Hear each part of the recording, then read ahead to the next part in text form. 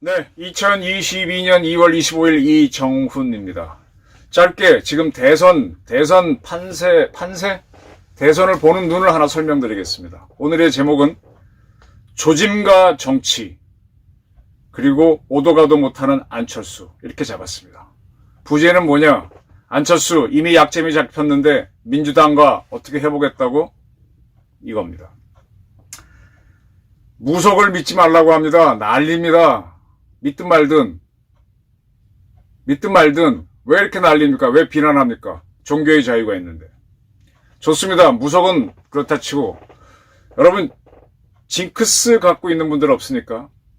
아침에 딸 이런 새끼면 이거 일어나면 안 되는데, 나는 반드시 이 옷 입고 뭐 해야 되는데.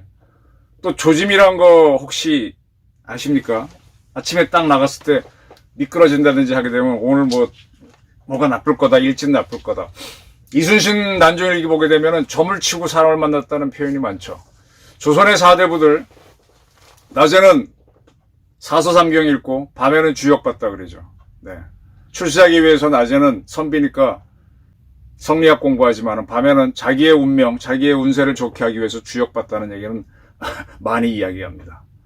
자꾸 무속을 믿지 말라니 어떻게 하는 건지, 자기들은 과연 그런지.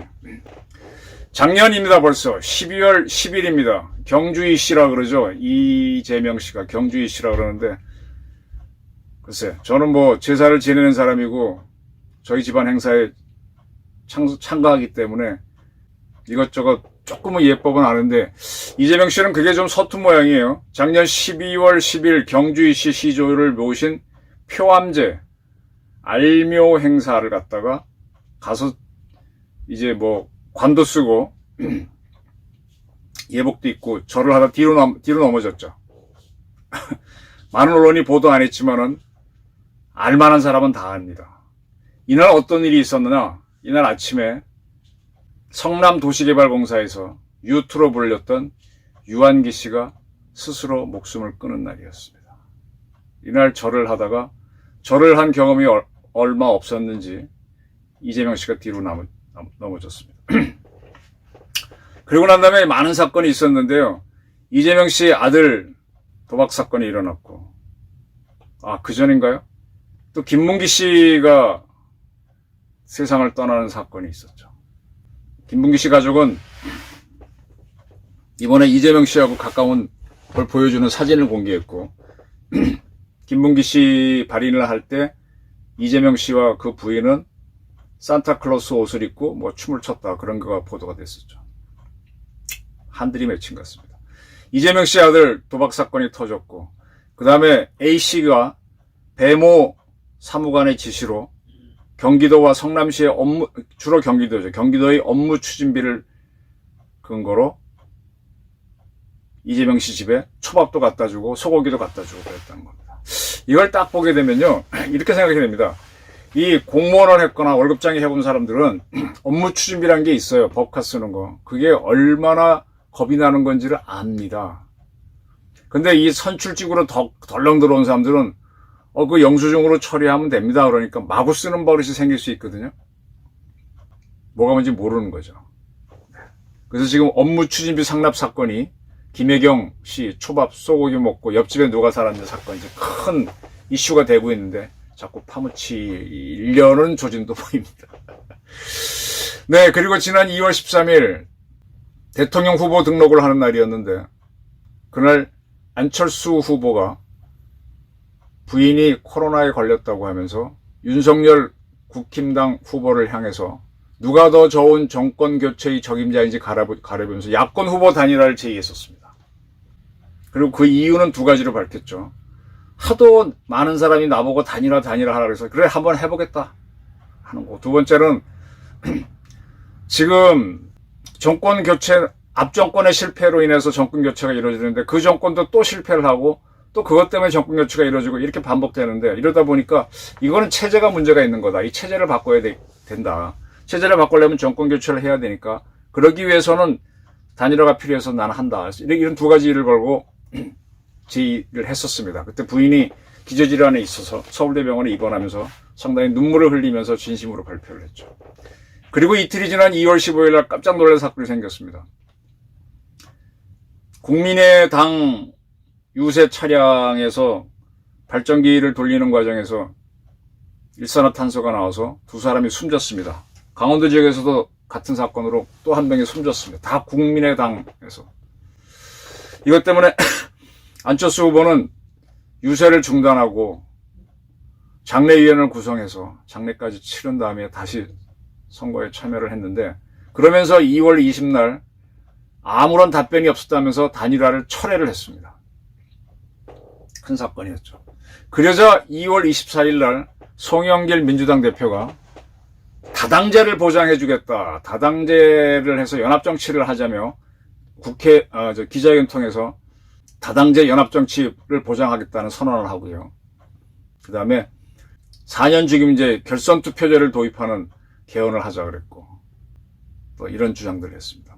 국무총리 국회 추천제를 하고 국민내각 구성한다, 이런 얘기 했는데, 이 기자회견은 자, 너 단일화 안 한다 그랬으니까 나랑 같이 하자, 아니면 끝까지 완주를 해라. 그러면 이제 보수표가 쪼개지니까 이재명 씨 당선되기 좋은 구도죠. 그러니까 툭 던졌습니다. 이렇게 해서 핫하게 확 달아올랐습니다.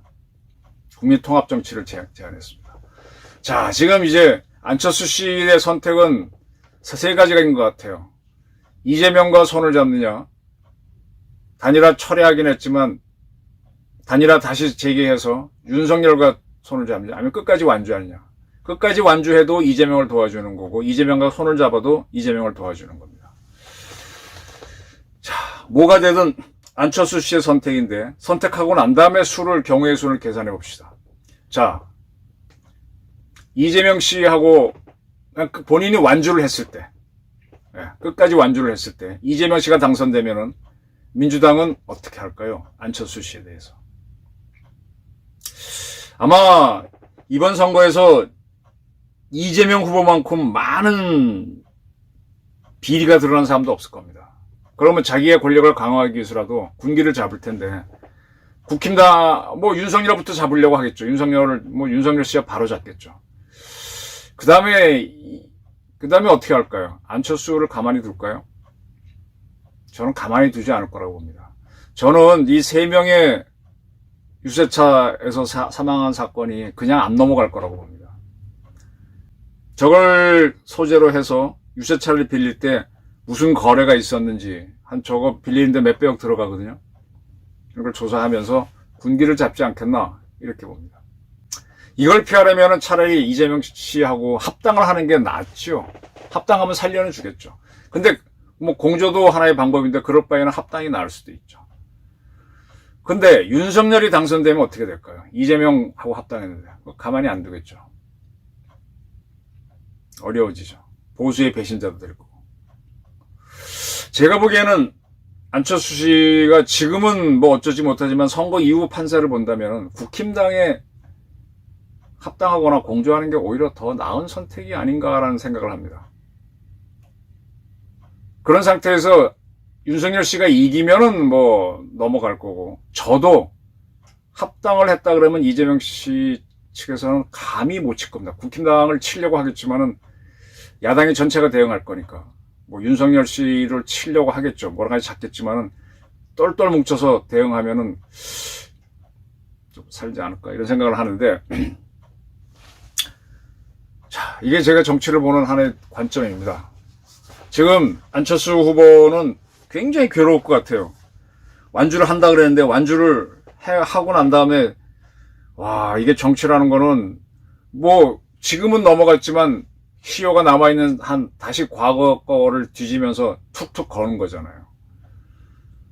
그럼 사람이 3명이나 숨졌는데 저게 그냥 넘어갈까? 그러면 조지미를 한번 봐야죠. 왜 선거운동 시작하자마자 이렇게 사고가 나느냐. 자신의 정치 운명일 수도 있고, 또 이재명 씨도 자기 경주 이씨라고 하는데 그 시조 사당을 찾아가서 제사를 올리는데 왜 뒤로 넘어지느냐. 꼭 조짐이 맞는 건 아니에요. 그 조짐 보고 이제 조심해서 넘어갈 수도 있고. 근데 가랑잎 딱 떨어질 때, 아, 가을이 왔구나 눈치채는 것도 영리한 걸 수도 있고요. 제가 보기엔 그렇습니다. 안철수 씨가 굉장히 힘들어할 것 같아요. 이러다가 정말 이재명 씨가 당선되면은, 이건 뭐야. 이런 범죄 덩어리가 돼도 돼? 이런 문제가 나올 거고. 굉장히 힘들 겁니다. 윤석열 씨가 한번 진짜 배포 크게 나가면은, 의외의 결과가 나올 수도 있습니다. 안철수 씨가 충분히 고민하고 있으니까. 제가 정치를 보는 하나의 관점입니다. 선거 이후 안철수 씨는 과연 안전할까? 조짐과 정치를 갖고 제 의견을 말씀드렸습니다. 경청해 주셔서 감사합니다.